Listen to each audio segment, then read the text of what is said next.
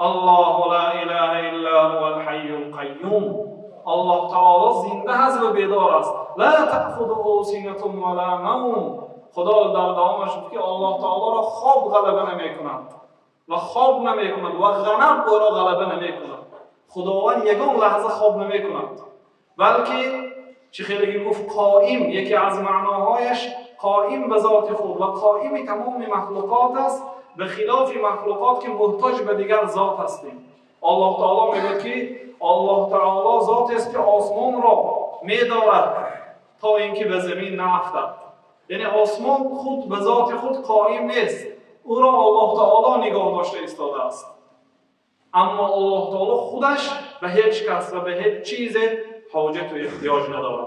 یکی از نامهای زیبای پروردگار و تمام نامهای پروردگار زیبا هست، این علیم است، دانا هست، صاحب علم و معرفت هست. الله تعالی در این موضوع در سوره طه میگوید قال علمها عند ربی فی کتاب لا یضل ربی ولا ینسی. علمی تمام دین و دنیا، علم دنیای و آخرت، علم تمام موجودات در نزد پروردگار است.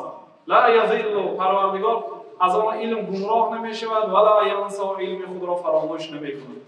و خلاف علم بنده ها، وقتی که به علم بنده ها اگر نظر کنید، در اول آنها بی علم بودند، بی سواد بودند، چه خیلی که خدا گفت والله اخرجکم من بطون امهاتکم لا تعلمون شیئا. الله تعالی شما را از شکم مادراتون بیرون برآورد، چیزی را نمیدانستید.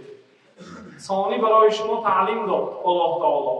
اما الله تعالی از ازل عالم و دانا بود و تا آخر همیشه عالم و دانا هست. به سبب پیدا شدن حادثه های یا گذشتن روزها علم او زیاد نمی شود، بلکه علم او از ازل چطوری که بود همون خیلی علم صاحب علم کمال است جل جلاله. و عنده مفاتح الغیب لا یعلمها الا هو. کلید و خزینه های غیب همش در دست پروردگار است. غیر الله تعالی فردا چی می شود کسی نمیداند. و یعلم ما فی البر والبحر. الله تعالی میداند آن چیزی که در خشکی هست، آن چیزی که در بحر است. چقدر مخلوقات و موجودات در خشکی هست، چقدر موجودات و مخلوقات در بحر هست. حالا که 3/1 زمین خشکی هست و از 4/1 زمین خشکی هست و از 4/3 حصه زمین آب است. همه این را الله تعالی میداند که در آنها چه موجودات وجود دارد. و ما تسقط من ورقه الا یعلمها. در سوره انعام است و ما تسقط من ورقه الا یعلمها. هر یک برگی که از درختان میافتد الله تعالی میداند. این گونه علم در کسی یافت نمیشود. یعنی نام الله تعالی مادامی که علیم است، یعنی بی نهایت عالم و دانشمند هست، البته در نامهایش و در صفاتهایش الله تعالی یگانه است. مثل الله تعالی کسی نیست که یک مثال عادی که در همین آیت خدا ذکر کرد و ما تسقط من ورقه الا یعلمها. هر یک برگ درختی که میافتد الله تعالی میداند. در این دنیا یگان کسی نیست، یگان چیزی نیست، یگان جهاز و اپارات‌های نوعی نیست که برگ‌هایی که در یک روز میافتد چقدر هست، یا در هر یک درخت علاوه از این درخت چقدر برگ افتاد و از فلان درخت چقدر برگ افتاد. در تمام دنیا از مشرق و تا مغرب و دیگه کسی نیست غیر الله تعالی و عالم است. ولا رطب ولا یابس الا فی کتاب مبین. وقتی که دهقان دانه میپاشد، دانه او به زمین خشکی افتید یا به زمین نم افتاد، الله تعالی میداند که چقدر دانه های او به زمین خشکی افتاد و چقدر دانه های دهقان به زمین نم افتاد. همه این را الله تعالی میداند، لیکن این کسی نمیداند و اگر میشمورم گوید هم خیلی مشقت زیاد است و نمیتواند. الله تعالی میگوید و ما من دابة فی الارض الا علی الله رزقها. یگان حیوان نیست، چارپای نیست در روی زمین مگر رزق وی بر زمین پروردگار است. و یعلم مستقرها و مستودعها. جای تولد آن حیوان هم میداند خدا، جای وفات آن حیوان هم خداوند میداند. در خیلی که در بعضی تفاسیر هست یا جای زیست او را. تمام حیوان ها را الله تعالی جای زیست و جای تولد و جای وفاتش را نیست پیشکی الله تعالی میداند. گفته خبر داده در سوره هود یعلم ما فی السماوات والارض. آن چیزی که در آسمان ها هست آن چیزی که در زمین هست آن را میداند و یعلم ما تسرون و ما تعلنون و میداند آن چیزی که شما آشکارا بیان میکنید و آن چیزی که در ضمیر قلب دارید، در داخل دل دارید و به کسی عیان نکردید و اعلام نکردید، آن را نیز الله تعالی میداند. والله علیم بذات الصدور، الله تعالی دانا هست و عالم است به آن چیزی که در داخل دلها هست. و الله تعالی در سوره عنکبوت آیه 62 جنبست کرده میگه ان الله بكل شیء علیم، الله تعالی به همه چیز دانا هست. و در سوره سبع میگه یعلم ما یلج فی الارض، الله تعالی آن چیزی که به زمین داخل میشود آن را میداند. یعنی به زمین در یک ثانیه یا در یک دقیقه یا در یک روز چقدر دانه در آمد یا چقدر مرده ها در آمد، خواه از انسان ها، خواه از حیوان ها، خواه از چیزی که از وفات کرد هلاک شد، امروز چقدر آن زیر خاک شد آن را الله تعالی میداند. چقدر آب به زمین داخل شد، خواه از زیر در کوهسارها از حرمه آب‌هایی که آب شده به داخل در آمد، خواه اون آبی که شما به زمین می‌آمد، خلاص هر چیزی که به زمین همین روز در آمد آن را الله تعالی مقدار او را می‌داند. و ما یخرج منها، هر چیزی که از زمین می‌براید از کنز و گنج و قیمت بهایی‌ها یا از سبزوات‌های میوه‌های حاصل‌ها یا هر چیزی که از زمین می‌براید از حیوانات و حشرات آن را الله تعالی می‌داند. و ما ینزل من السماء، آن چیزی که از آسمان می‌داند می‌فراید آن را نیز می‌داند. قطرات باران را الله تعالی می‌داند عددش را و چقدر فرشته‌ها می‌فراید، چقدر رحمت پروردگار می‌فراید، چقدر لعنت پروردگار می‌فراید، همه آن را الله تعالی می‌داند. گفته خودش درباره خودش خبر داده است. و ما یعرج فیها، و آن چیزی که به آسمان می‌براید آن را نیز الله تعالی می‌داند. به آسمان فرشته‌ها می‌براید، به آسمان دعاهای صالح می‌براید، به آسمان دعاهای بد می‌براید، به آسمان عملهای صالح بنده‌ها برداشته می‌شود. هر روز پنجشنبه و دوشنبه عملهای بنده‌ها به نزد پروردگار پیشکش کرده می‌شود که در روزی از روز پنجشنبه تا دوشنبه بنده‌های تو این عمل‌ها را اجرا کردند، تا حالا که الله تعالی باخبر است. جنبست کرده برآورده می شود، همه این را الله تعالی می داند. گفته خبر داده ایستاده است. همین گونه یکی از نامهای پروردگار رحمان است و رحیم است، چه خیلی که هم در بسم الله الرحمن الرحیم و در هم سوره فاتحه الرحمن الرحیم قرائت میکنیم و این وسیع‌ترین صفت پروردگار است و یکی از بزرگترین نامهای پروردگار است، رحمان و رحیم. معنایش پروردگاری که صاحب رحم است، رحم میکند بندگان خودش را، برای بندگانش مهربان است، حتی برای بندگانش از مادران آنها مهربانتر است. پیغمبر خدا یک زنی را دیدند که بعد حادثه ناخوش فرزند خودش را میجست، فرزند شیرخوار خود را میجست و فرزندها را، کودکها را از زمین میبرداشت، میدید که فرزند خود او را گذاشته، باز فرزند خود را میکافت، ناگاه فرزند خود را یافت و فرزند خود را وقتی که یافت او را بوسه میکرد و گریه میکرد، با آغوشش میگرفت. پیغمبر خدا گفتند که اترون هذه طارحة ولدها فی النار، شما مردم گمان میکنید که همین انسان، همین مادر فرزند خودش را با آتش میپرتاید؟ آیا همین اعتقاد میکنید؟ قالوا لا یا رسول الله، گفتن نه یا رسول الله، چگونه فرزند جگربند خودش را به آتش میپرتاید؟ پیغمبر خدا گفتند که والله الله ارحم بعباده من هذه بولدها، قسم به نام الله، الله تعالی مهربانتر است به بندگانش نسبت این زنک به فرزندش، نسبت همین زن به فرزندش الله تعالی به بنده ها مهربانتر است، زیرا الله تعالی 100 رحمت آفریده است.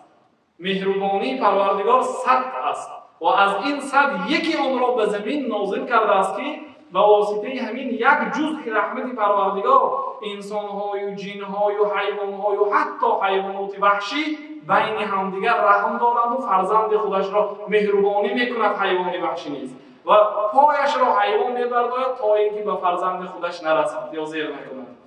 همون یک رحمت پروردگار است که به سبب اون رحمت پروردگار که به دل بنده ها داده است، به واسطه این بین همدیگر رحم میکنند و مهربانی میکنند. 99 رحمت خود را ان شاء الله در روز قیامت الله تعالی استفاده میکنند که این وسیع‌ترین رحمت پروردگار است. حتی الله تعالی میگه و رحمتی وسعت کل شیء، رحمت من همه چیز را در بر گرفته است. حتی حدیثی هست که الله تعالی در حدیث قدسی میگوید که سبقت رحمتی غضبی، رحمتی من غضبم را غلبه کرده است.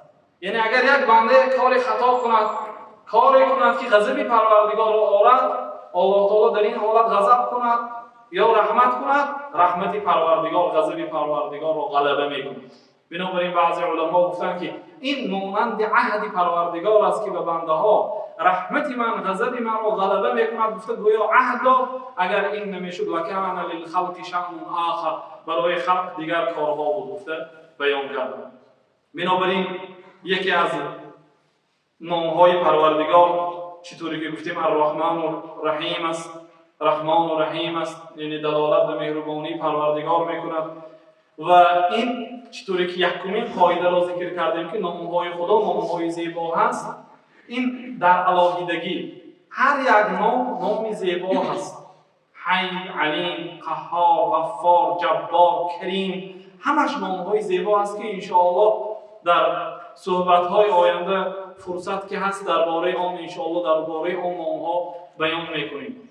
لیکن اگر نام پروردگار با دیگر نام‌هایش قرینه آید، همسایه شده در یک جا ذکر کند، این باز کمال بالای کمال است، بزرگی بالای بزرگی است. مثلا الله تعالی یکی از نام‌هایش عزیز است، یکی از نام‌هایش حکیم است. لیکن در قرآن کریم بسیار وقت انا همین دو کلمه را یک جای کرده می‌آورد و هو العزیز الحکیم. الله تعالی عزیز است و حکیم است. معنای عزیز غالب است، صاحب عزت است، صاحب اعتبار است، احترام است. وقتی که سخن میکند آسمان ها به لرزه میآیند، وقتی که سخن میکنند فرشته ها از خوش میروند. فرشته هایی که پیغمبر خدا گفتند که برای من اجازت شد که درباره یک فرشته برای شما سخن کنم که از کتفش تا نرمی گوشش 700 سالینه راه است. گفتند یک فرشته. وقتی که الله تعالی سحری امر میکند به فرشته ها آن کارهایی که امروز میشود، وقتی که امر میکند سخن پروردگار رو میشنوند، فرشته ها از هوش میروند و آسمان ها به لرزه میآید. صاحب عزت است، صاحب عزیز است، با احترام است. فإن العزة لله جمیعا، کسی که اگر عزت را خواهد، عزت در نزد پروردگار است. عزت و آبروی اعتبار میدادگی ذات الله است. در قرآن بیان میکند الله تعالی صاحب عزت است. معنای عزت صاحب قهر است، غالب است. اگر کسی با همراهی او جدال کند یا کشمکشی کند یا مبارزه برد، الله تعالی غالب است. معنای نام الله تعالی، معنای عزیز الله تعالی غالب است. و حکیم صاحب حکم است. وقتی که کسی جنایت میکند یا کسی که سخن پروردگار اجرا نمیکند، حکم میکند الله تعالی.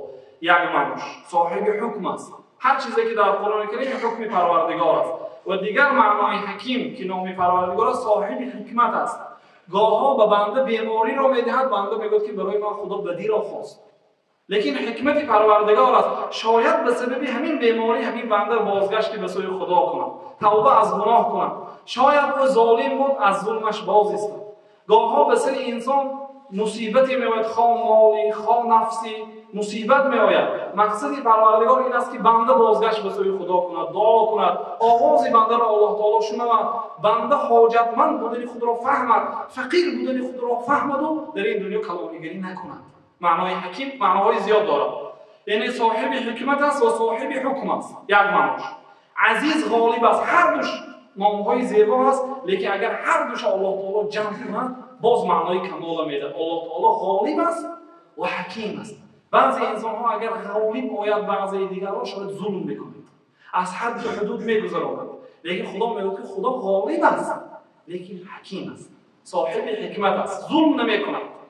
الله تعالی ان الله لا یظلم الناس شیئا، در قرآن کریم خدا میگه که الله تعالی بنده ها را یک میده ظلم نمیکند، بلکه الله تعالی از ظلم پاک است. ظلم را خدا برای خودش حرام گردانید و برای بنده ها نیز حرام گردانید. خلاصه این یک 5-6 نام‌های پروردگار بود که مختصر درباره آن صحبت کردیم. نام‌های پروردگار یکی از قاعده‌ها این است که نام‌های پروردگار عدد و شمار ندارد. زیرا پیامبر خدا در یکی از دعاها میگفتند که اللهم انی اسألک بكل اسم هو لك، پروردگار من از رحمت تو، از درگاه تو میپرسم با تمام نامهایی که داری سمیت به نفسک، آن نامها که خودت نامگذاری کردی، او علمته احدا من خلقک، یا یکی از مخلوقاتت به آن نام تعلیم دادی. بعضی نامهایی بود که خداوند به بعضی مخلوقاتش تعلیم داده بود، به دیگرها نه. چه خیلی که به یکی از انسانها در زمان سلیمان خدا اون نام اسم الله الاعظم، بزرگترین نام خودش را تعلیم داده بود. به واسطه آن نام اگر دعا کنید در حال قبول میشه. بنابراین سلیمان گفتن که کی برای من تحت پادشاهی یمن را میآورد در یک مجه زدن؟ آن قال الذی عنده علم، خدا گفت که در سوره نمل آن انسانی که در نزد او علم بود، یعنی علمی نام پروردگار، اون یک نام پروردگار که به واسطه آن نام اگر دعا کند کسی قبول میشه، نام میدانست، به واسطه آن نام دعا کرد که ناگاه همون تحت قیمت بهاترین تحت در دنیایی از روز اولی به دنیا آمدن انسان تا روز قیامت این گونه تحت نیست. تحتی که ملکی سبع داشت، پر از طلای نقره بود و اول تحت را ساخته در بالایش 7 طبق قصر ساخته شده بود و بسیار مثلا آنها پاسبان‌های زیاد داشت و از 1000 کیلومتر در مدت یک مجه زدن به واسطه آن نام منبر آن تخت پادشاهی در نزد سلیمان حاضر شد. وقتی که این سلیمان دیدن ربی اوزعنی ان اشکر نعمتک، پروردگارا برای من توفیق بندگی ده که شکرت به جا آورده توانم، چون این خیلی نعمت خدا برای یگان کس نبوده بود غیر سلیمان. سببش آن بنده دعای نام بزرگ را میدانست. همین گونه پیغمبر خدا گفتن یا برای یگان کس تعلیم دادین او استأثرت به فی علم الغیب عندک، یا اینکه آن نام را در نزد خودت پنهان کردی، نه به کسی تعلیم دادی، نه به در کتاب فراوردی. یعنی با تمام نامها میپرسیم. گفتن این حدیث دلالت میکند که نامهای پروردگار را عددش را غیر الله تعالی کسی نمیداند. لیکن در دیگر حدیث پیغمبر خدا گفتن ان لله 99 اسما من احصاها دخل الجنه. در الله تعالی 99 نام هست، نامهاش زیاد است، لیکن باز 99 نام الله تعالی هست که در قرآن و در سنت آمدگی هست. ان شاء الله بیان میکنیم. این 99 نام را کسی که از خود کند و معنی های آن را داند و به معناهای آن عمل کند دخل الجنه، به جنت می‌دراید. حدیث بخاری مسلم است. یعنی یکی از نامهاش اگر رزاق باشد، شما حفظ کردید که یکی از نامهای پروردگار رزاق است، معنایش دانستید که الله تعالی رزق دهنده تمام مخلوقات است. ثانی به همون عمل میکنید، در رزق توکل به الله تعالی میکنید. شما یک نام پروردگار را از خود کرده عمل کردید. 99 نام پروردگار را کسی که از خود کند وارد جنت جاودانه میشود. پیامبر صلی الله علیه و سلم. بنابراین ان شاء الله در آینده صحبت‌ها ان شاء الله درباره باقی مانده نام‌های پروردگار عالم و صفات‌های بزرگ او تعالی سخن میکنیم. زیرا با واسطه دانستن نام‌های الله تعالی عبادت بنده فرق میکند از آن شخصی که نام‌های الله تعالی را نمیداند، یا اون بنده‌ای که صفات‌های پروردگارش را نمیداند. آنی که میداند فرقیت دارد در عبادت و در گذرانیدن این حیات دنیای فانی از آن آدمی که درباره الله تعالی معلومات ندارد. بهترین معلومات محترم جماعت معلومات داشتن درباره پروردگار عالم. وقتی که یک بنده اگر درباره یک مخلوق عادی سخنی زیاد داند، همه میگوید که ماشاءالله علم زیاد داشته است. درباره یک ماهی، درباره یک مثلا رستنی اگر علم زیاد داشته باشد، همه به علم او تعجب میکنند. لیکن بزرگترین چیزی که در این دنیا باید درباره او معلومات دانیم درباره الله تعالی است. و این میشود به سبب شناختن نامهایش و صفاتهایش و افعالش از پروردگار عالم. خرسان هستیم که الله تعالی ما را از جمله آن بندگانی که الله تعالی را حقیقی میشناسد و از او در این دنیا میترسد و روز قیامت در رازگی و قرار گرفته است از جمله آنها بگرداند. صلی الله وسلم علی نبینا محمد وعلى آله وصحبه اجمعین.